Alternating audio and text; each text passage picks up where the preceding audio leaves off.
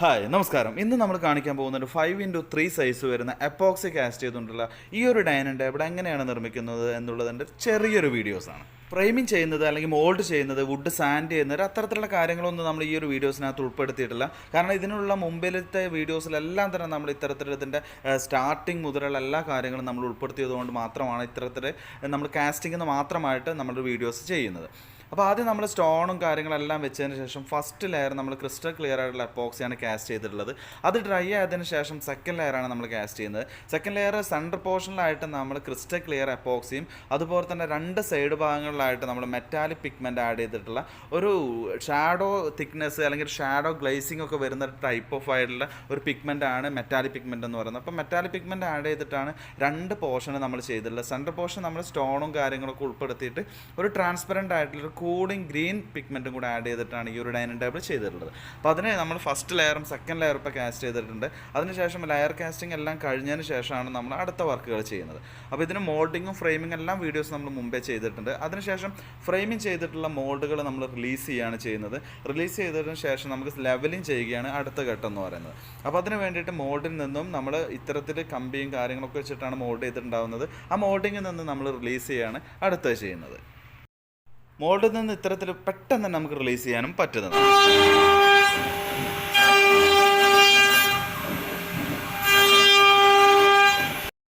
CNC മെഷീൻ്റെ സഹായത്തോട് കൂടിയിട്ടാണ് ടോപ്പിൽ നമ്മൾ ലെവലിംഗ് ചെയ്യുന്നത്. കാരണം നമ്മൾ ഉപയോഗിക്കുന്ന വുഡ് ഇത്തരത്തിലുള്ള കംപ്ലൈൻറ്റ് വുഡുകളായതുകൊണ്ട് തന്നെ ലെവലിംഗ് എല്ലാം തന്നെ ചെറിയ രീതിയിൽ വ്യത്യാസങ്ങളൊക്കെ വന്നിട്ടുണ്ടാവും. അപ്പോൾ അത് നമ്മൾ കാസ്റ്റിംഗ് എല്ലാം പൂർണ്ണമായി കഴിഞ്ഞതിന് ശേഷമാണ് നമ്മൾ ചെയ്യുന്നത്.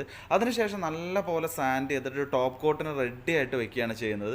ടോപ്പ് കോട്ടിന് വെക്കുന്നതിന് മുമ്പായിട്ട് സാൻഡിങ് വളരെ വൃത്തിയായിട്ട് തന്നെ ചെയ്യണം. കാരണം നമ്മൾ ഉപയോഗിക്കുന്ന സാൻഡ് പേപ്പേഴ്സ് എന്ന് പറയുന്നത് നോർമലി ഫർണിച്ചറിന് ഉപയോഗിക്കുന്നതിനേക്കാളും കൂടുതൽ ഗ്രിഡ് ഉപയോഗിച്ചിട്ടാണ് നമ്മൾ ഇത്തരത്തിൽ സാൻഡ് ചെയ്യുന്നത്. അപ്പോൾ സാൻഡിങ് എല്ലാം വൃത്തിയായിട്ട് കഴിഞ്ഞതിന് ശേഷം ടോപ്പ് കോട്ടിങ്ങിനായിട്ട് 2 mm കാസ്റ്റിംഗ് തിക്നെസ്സോട് കൂടിയിട്ടുള്ള ഒരു ടോപ്പ് കോട്ടിങ് എപ്പോക്സിയാണ് നമ്മൾ ടോപ്പ് കോട്ടിങ്ങിന് വേണ്ടിയിട്ട് കാസ്റ്റ് ചെയ്യുന്നത്. അതും ഇത്തരത്തിൽ എല്ലാ ഭാഗത്തേക്കും നമ്മൾ വൃത്തിയായിട്ട് ഒഴിച്ചു കൊടുക്കുകയാണ് ചെയ്യുന്നത്.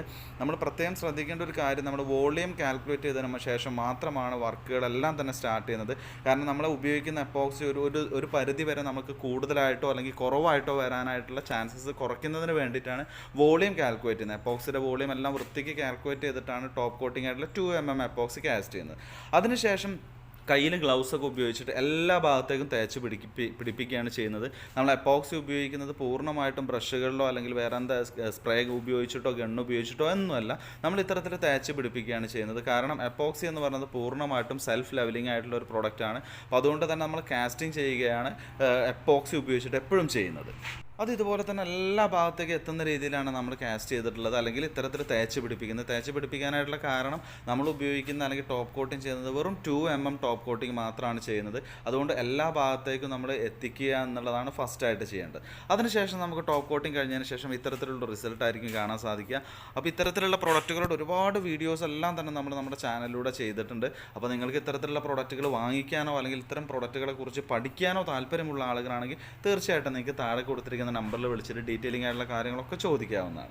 അപ്പോൾ ഇത്തരത്തിലുള്ള നല്ല നല്ല പ്രൊഡക്റ്റുകളുടെ വീഡിയോസുമായിട്ട് നമുക്ക് വീണ്ടും കാണാം. അപ്പോൾ ഈ ഒരു വീഡിയോസിനകത്ത് നിങ്ങൾക്കുള്ള ഡൗട്ടുകളും കാര്യങ്ങളെല്ലാം തന്നെ കമൻ്റായിട്ട് നിങ്ങൾക്ക് താഴെ രേഖപ്പെടുത്താവുന്നതാണ്. അപ്പോൾ നല്ലൊരു വീഡിയോസായിട്ട് വീണ്ടും കാണാം. അപ്പോൾ താങ്ക്